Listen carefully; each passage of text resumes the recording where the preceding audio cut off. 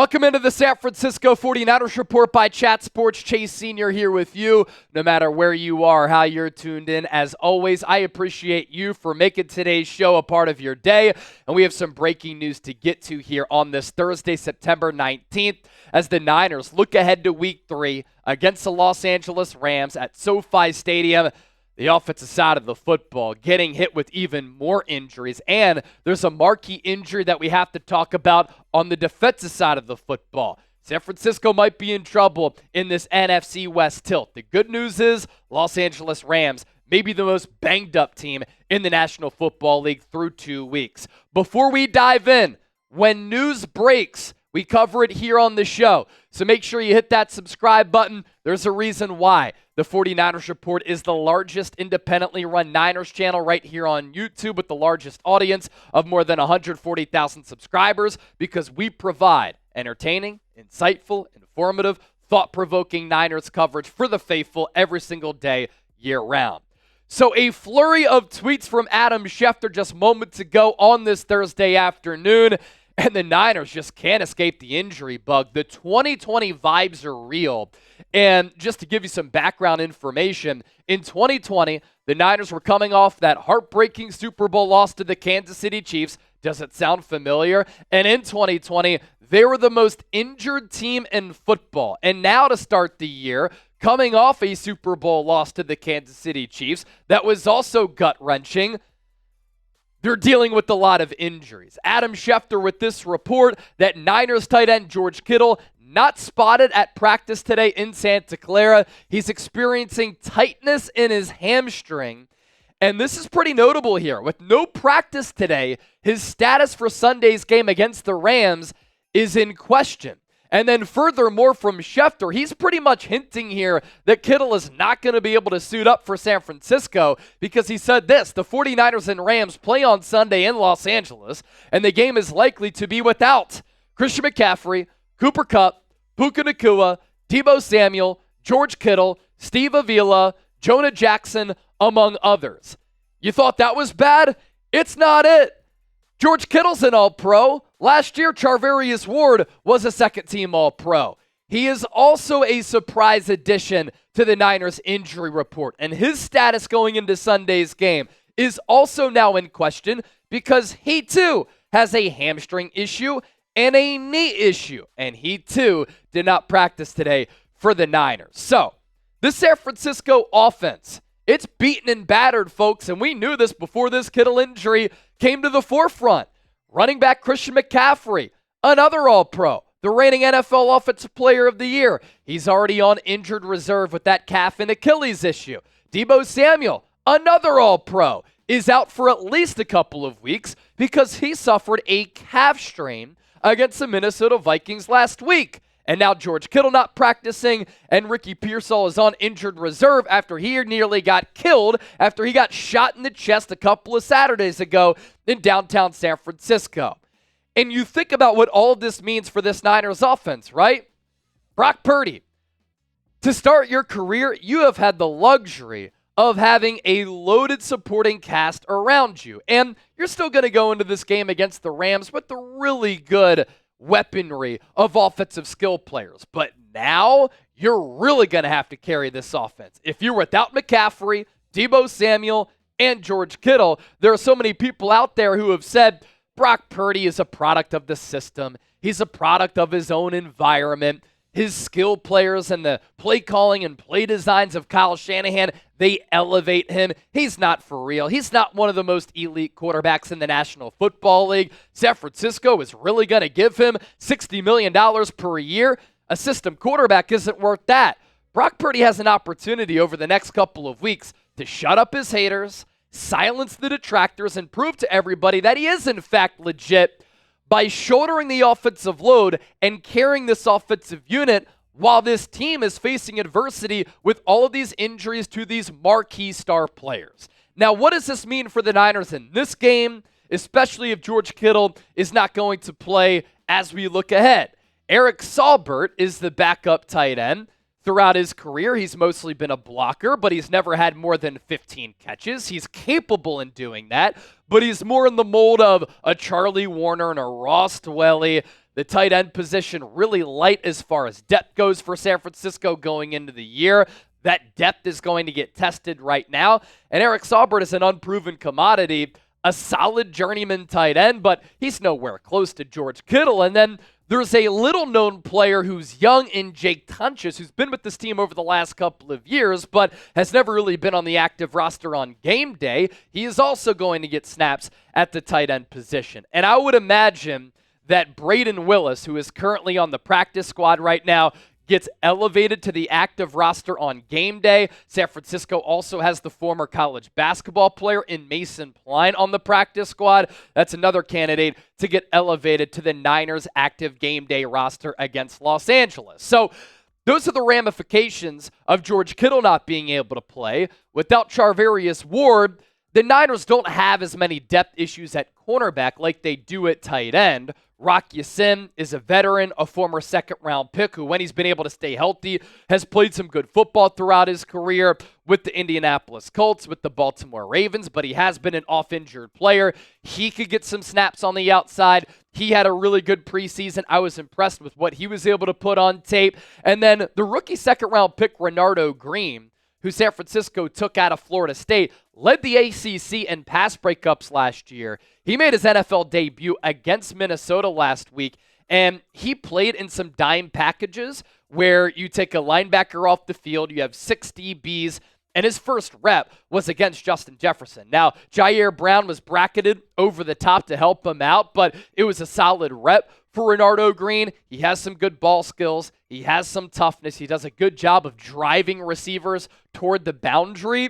And this Rams team, they're without Puka Nacua. They're without Cooper Kupp. They're light at that wide receiver spot, but still, this could be a big loss for San Francisco because Mooney Ward is one of the top corners in the game. And what the Niners could also do is have Rock Ya-Sin on the outside, Renardo Green on the outside, you mix in Isaac Yiadom, and then Diamador Lenore can play outside or in the slot. So like I said, a couple of different options there.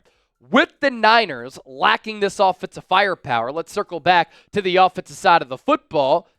Imagine what the situation would be like for San Francisco if Brandon Aiyuk was still holding out or if they didn't sign him to that contract extension. Now is the time for Brandon Aiyuk to step up. You got paid $30 million per year. You got $76 million in guaranteed money. You dropped that touchdown off the dime from Brock Purdy in week 1. You looked winded and out of shape against Minnesota. You didn't have great production once again. You said after that Minnesota game, you're operating at about an 85% level right now, working your way back into tape. Aiyuk did say that when I did watch the tape, I liked what I saw. My feet are starting to get underneath me. But if you want to get top 5 wide receiver money, now is your time to prove that you are in fact a number 1 wide receiver, live up to the all-pro billing from last year, and prove that you are worth that price tag. Because this Niners offense is going to need you, and Brock Purdy's going to need you.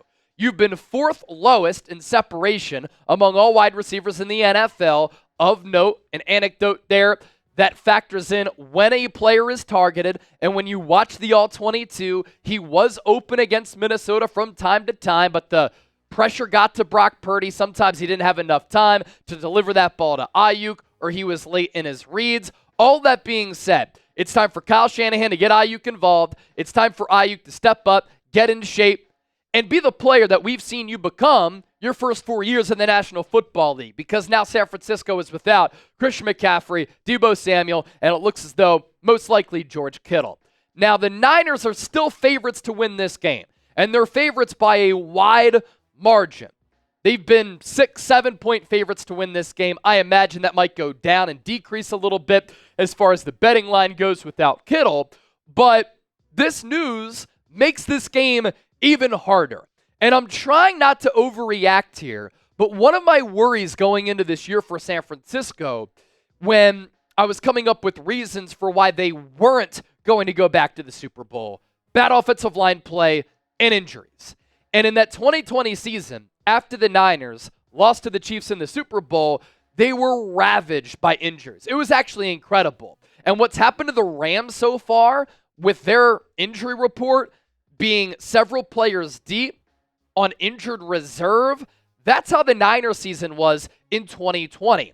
And injuries are something that can hold a team back from reaching their potential and their expectations. And hopefully, the Niners are going to be able to escape the injury bug. And hopefully this is just an early season blemish, because if 2020 repeats itself, and it's football, sometimes that happens, and sometimes injury luck isn't on your side, that could really hold the Niners back here. And we know that their Super Bowl window is starting to close with an increasing roster as far as age goes, as well as this roster becoming more expensive. And I can't help but wonder this.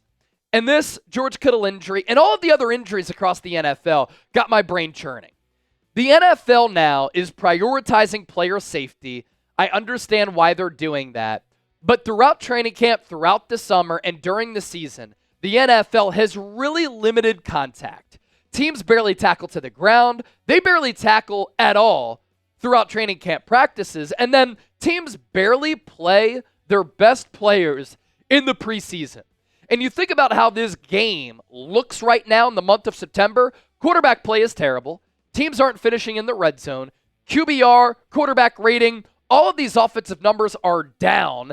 And when you have to watch the game of NFL in the month of September, it's a hard watch, because the month of September in the regular season has pretty much become the preseason. But I just don't think that the NFL has prepared these players for the physical rigors of football because of the lack of contact. And I think that's a big reason, at least that's my theory, for why all of these injuries happen. And I'm not sure what the solution to this is, but the game of football is very physical. It's fast. You get hit. But injuries seem to be piling up more than ever, especially these soft tissue injuries. And I just don't think that these players are ready for game action.